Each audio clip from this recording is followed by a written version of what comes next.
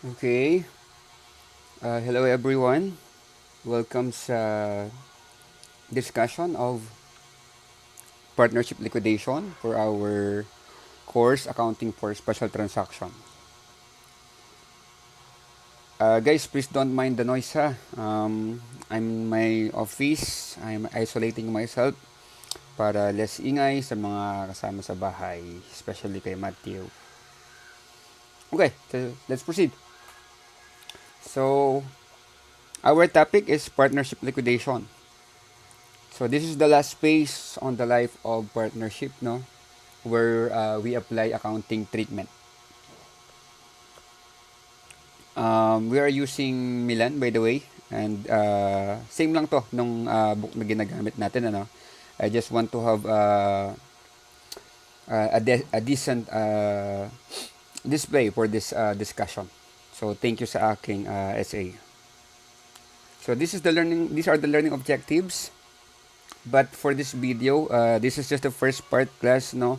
We will just tackle the theories and concepts based on the reference, and then we will also solve a problem for lump sum liquidation based on our reference. Okay? So what is liquidation?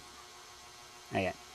Ayan. So as stated here, ayan, in here, this is the termination of the business operations or the winding up of affairs. Okay? So, maraming reasons bakit mag-liquidate ang business. But when we say liquidation, ano, was whatever forms of business organizations, ano, so, talagang ano na siya, it will be terminated, yung existence niya. So, operations will stop, and then there goes the process, no, of winding up of the affairs of the business. So, sa accounting, ano yung concern natin doon? So, basically, itong nasa baba. Okay? So, once the business decided to liquidate, no? Yan, yung mga assets niya. Yan. Of course, sa assets, dalawa yan, ano, kapag liquidation, whether they are cash assets or non-cash assets. So, yung cash assets, walang problema doon. Yan, dun tayo sa non-cash assets. These non-cash assets are converted into cash. Ano, so ang tawag doon is yung realization. So, kailangan siyang maibenta so that the cash proceeds, no, will be used to settle yung liabilities, and fortunately kung may matitira pa, no, yun yung paghahati-hatian ng mga owners or ng mga partners based on their profit and loss sharing ratio. Okay? So liquidation is either voluntary or involuntary. Pag voluntary, ayan, clear naman siya, ano, it is within the agreement of the partners. Kaya daw ng solvent partnership. Ayan. So, it could be one of the examples, no, ng voluntary. And then, we have involuntary. Ang magandang example dito is, ayan, bankrupt na yung partnership. Insolvent na yung mga partners. So, kapag kasi ganun yung scenario, di ba?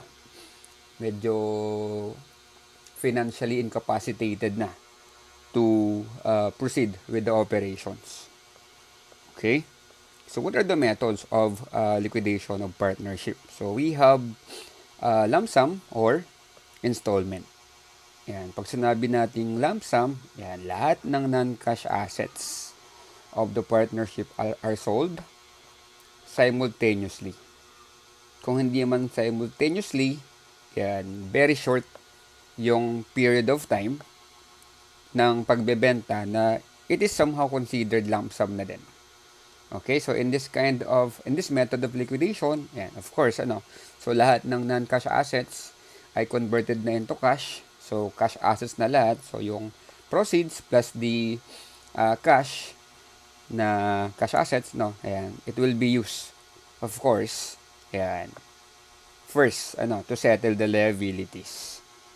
Yung liabilities, dalawa yan ha. External tsaka internal. Yan, kung may matitira, yan.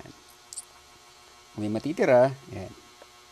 I-allocate na siya or i-distribute sa mga partners. So, kapag lump sum liquidation, ayan, normally, ayan, contracted na yan, ano, meron ng kausap yan, and the assets, the non-cash assets are sold. Yan, ng ano na siya, naka-package na. Okay? How about installment liquidation? So, ito yung, I would say, na nangyayari most of the time. Ano? Kasi, of course, hindi naman madali maghanap, no, ng contracted buyer na mag-a-agree sa conditions. Kasi pag liquidation, 'di ba? Most likely makikipag-bargain diyan yung ano yung buyer. Naibenta nila mabili nila ng mura yung mga non-cash assets. So kaya most of the time ito talaga yung madalas mangyari, no? Yung installment, yung pagli-liquidate ng partnerships. Okay? So dito, ayan, mas mahaba-haba yung pag-itan ng pagbebenta ng mga non-cash assets bago ma-convert sa cash lahat ng non-cash assets. Okay? So kaya siya tinawag na installment liquidation kasi ayan, as stated here, ayan, partner claims are settled on an installment basis. So mangyayari lang siya once cash are available. Okay? But of course, no, dapat masettle muna yung partnership liabilities. Ma-fully settled. Okay? So, when FS are prepared during the liquidation process, ayan, all of the assets of the partnership are restated to their realizable value, 'di ba? Diyan natin may relate yung going concern at saka yung liquidation concern. Whereas kapag liquidation concern, ang gamit na natin ay net realizable value. Okay, tuloy natin. Okay, so kapag magsasettle na ng claim, so we have this order of priority. Okay? Of course, kapag cash is available, and kailangan mabayaran muna yung outside creditors. And then, kapag na-settle na lahat ng liabilities to outsiders, yan. Next naman yung inside creditors. So, usually, ito yung mga payables to partners. Okay? And then, lastly, kapag may natira, yan, i-allocate na siya sa partners. Yan. We have this thing, or this, we have this principle, right of offset. So, as stated here, doon sinabi natin dito na merong higher priority yung payable, di ba, sa capital balance. As stated dito. Ayan. So, dito sa right of offset, yan, pwede natin yung isama na lang muna dun sa balance nung partner. Basahin natin. So, legal right of offset allows a deficit in a partner's capital account to be offset by a loan payable to that partner. So, it will make sense later sa problem. Okay, tuloy natin. May chat lang si Jamie. Tapos Longganisa. Sige Jamie, okay lang yan. Shout out sa iyo. Okay, tuloy natin. So, we have a comparison here between lump sum liquidation at installment liquidation. So, madami-dami ito, 6. Sige, basahin natin. So, sa lump sum number 1, all non-cash assets are converted to cash. Kaya siya lump sum. On the other hand, sa installment,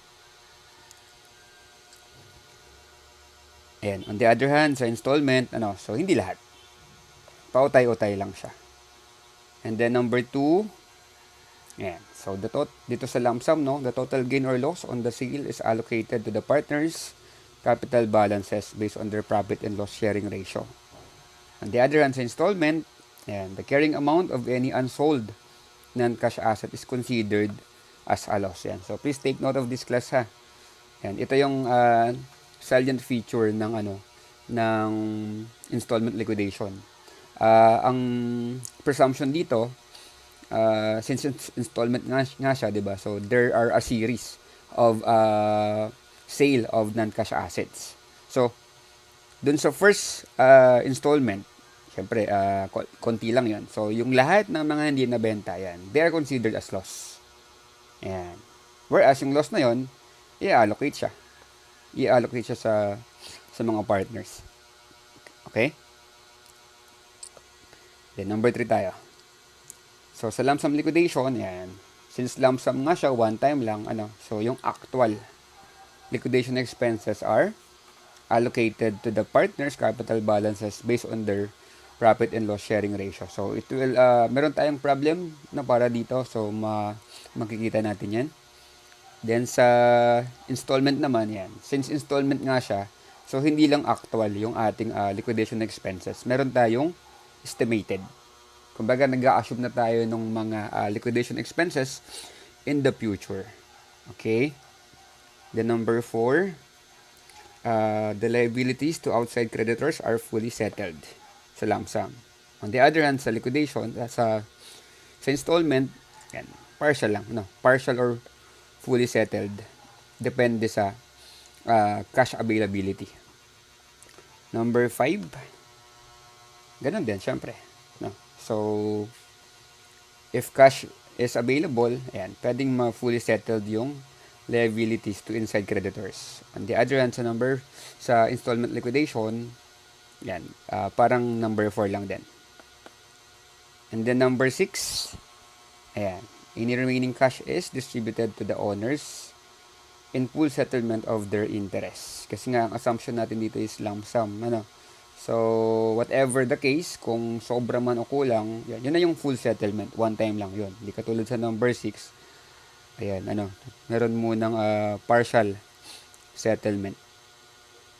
Okay? Sige. So, punta na tayo dito sa sample lump sum problem. Illustration 1 lang. Okay? So, sagutan natin. So, on this date, the partners of ABC company decided to liquidate their partnership. Ayan, ito yung mga information available. So, for assets, we have cash, accounts receivable, inventory, and equipment. So, net na siya. So, these are the amounts, total of 500,000. Then, for the liabilities, ayan, meron tayong external liability, accounts payable, 30,000. And then internal, ayan, payable to partner B, 20,000. And then these are their capital balances. Okay. So, lump sum muna tayo. Okay, so information on the conversion of non-cash assets is as follows. Okay, so letter A, ayan, 50,000 daw was collected on the account receivable.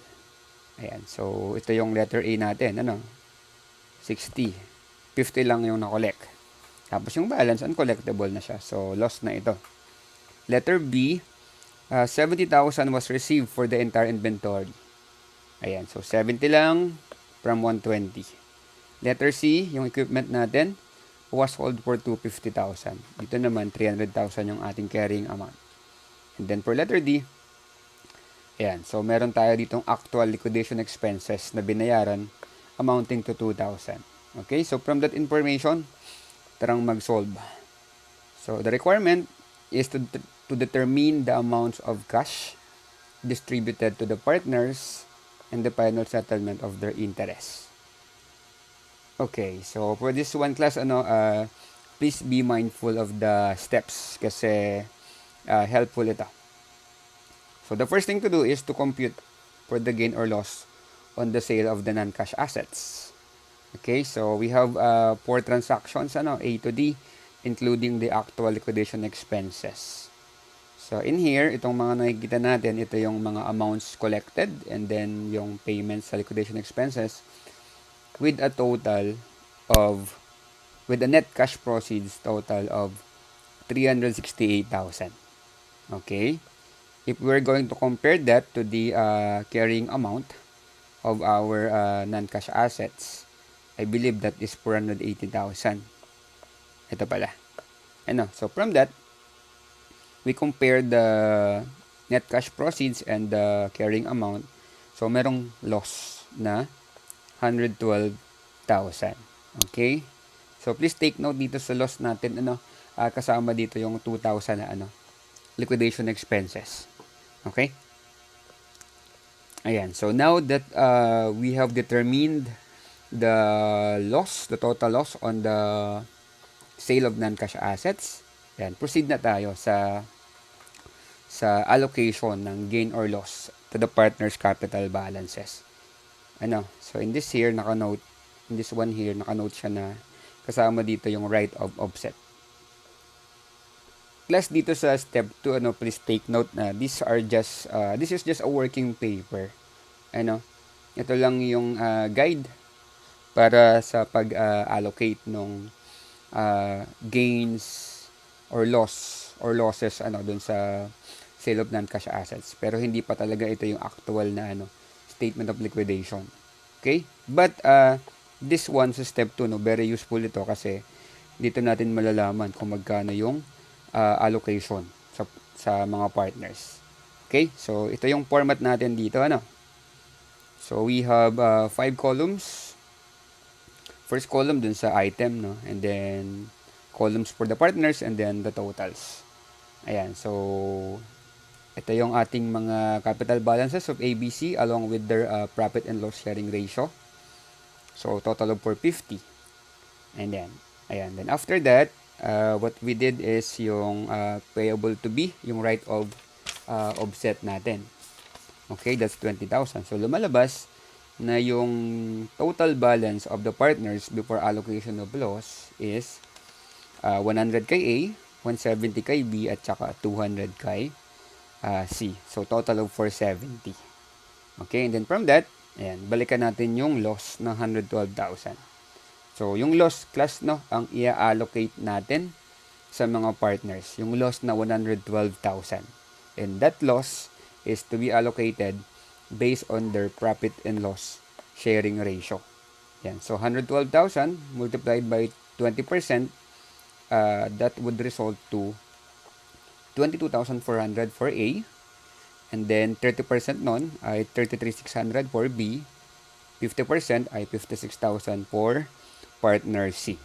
So these are all losses, kaya they will be deducted from these amounts. Ayan, yung bottom line natin dito, these are the amounts to be received by the partners in this lump sum liquidation. Okay? So i-check natin, i-check natin yung accuracy ng sagot natin. Okay, so paano? Kung maalala natin, 'di ba, kung babalikan natin, ito yung cash proceeds na natanggap sa pagbenta ng mga non-cash assets. But we still have asa na 'yon? Yung cash, 'di ba? Which is the 20,000. Ito. So 368,000 plus yung 20,000 natin na cash. So lumalabas, meron tayong 388,000 na cash available. And then we have external we have a liability for external creditor, 'di ba? Amounting to 30,000. Yun yung ating accounts payable. Ayun, 30,000. So in here, that would be settle natin. So lumalabas na ang available lang ay 358,000. So ayun, same naman sila. 358,000. Okay? So ang key takeaway natin dito, class, yung tamang pagsusolve to know the amount to be received by the partners is itong sa step 2. Huwag niyong gagawin yung shortcut na after nyo makuha yung 368, i-add nyo yung cash na available, kaya 388 yon. And then ibabawas natin yung sa external creditor, less 30, di 358. Huwag niyong gagawing basis itong 358,000 ng allocation nung 20, 30 at saka 50. Kasi pag ginawa nyo, may iba ang magiging sagot. Hindi itong mga to. Okay? Ayan. It is the loss that is allocated, not the net cash proceeds. Okay, so I hope it makes sense, no? Kasi kapag ginawa niyo yun, siguro ano lang, no? Trying uh, to compute faster. Iba yung magiging sagot. Anyway, kung multiple choices naman, most likely hindi yun lalabas. Pero pag lumabas, ay di yun, mamamali ka. Okay? Ayan, so these are the journal entries naman, class, ano? So, from the given problem, sige, explain natin. Do madali naman na to. Ayan. Tama ba? Ayun. Dito pa lang simula. Okay, so this is the first entry, which is based on the sale of non-cash assets. So dito, yan, naka-debit tayo ng cash, yung amount na na-receive, no? Including yung kasama na dito, yung payment sa liquidation expenses. Okay? So that's 368,000. And then dinebit din natin yung loss, 112,000. And then credit tayo dito no carrying amount of the non-cash assets. Okay?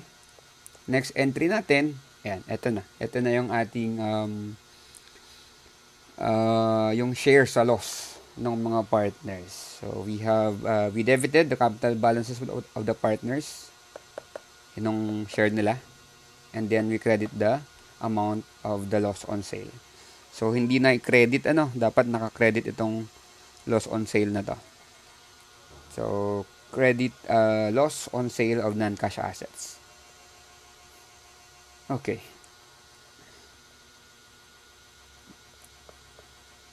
And then another entry, yung settlement of the outside creditors. So debit accounts payable and credit cash. Next entry, ito na yung sa internal creditor. Debit payable to be, credit cash. Okay. And then next entry natin, what's this? The settlement of the partners' capital balances. So ito na yung amount na na nasa bottom line ng ating working paper kanina. But please take note, class, of the amount debited to partner B. 116,400. Hindi kasama dito yung accounts payable to yung payable to B. No, kasi yun ay liability account which was addressed dito sa naunang entry. Okay? So far yun lang naman yung solution natin for lump sum liquidation. So medyo madali-dali lang kapag lump sum liquidation. Okay? Sige, let's take time to discuss itong statement of liquidation. So hindi na to nagkasya kaya ganito na yung itsura niya. Ayan, please refer na lang sa book ninyo kung malabo itong video. Ayan, so nakalagay dito, class, no? Ayan, based on meron siyang header, name of the company, statement of liquidation, and then yung date of liquidation. So in here, nakalatag dito yung mga account titles and balances of the partner's capital. Ayan, before liquidation. And then first item natin dito, the conversion of the non-cash assets and distribution of loss. So 368,000, ito yung net cash proceeds. Dinebit natin, in-add natin dun sa cash, and then yung ating non-cash assets, lahat sila ay nabenta na. So along with this, pag i-extend natin yung difference na 112,000, it was allocated based on the profit and loss sharing ratio. And after that, payment na to outside creditors of 30,000. Then after that, payment naman sa ating inside creditor, 20,000. Okay, and then lastly, payment to partners. Okay, so based naman dito sa presentation, it is parallel, or it is aligned with the theory on the hierarchy or the order of priority when it comes to the settlement of the claims of the parties of the partnership. Ayun. So, I'm ending this video class for partnership. Gawa natin ng bukod na video yung sa yung sa liquidation, yung sa installment liquidation. Sige, thank you.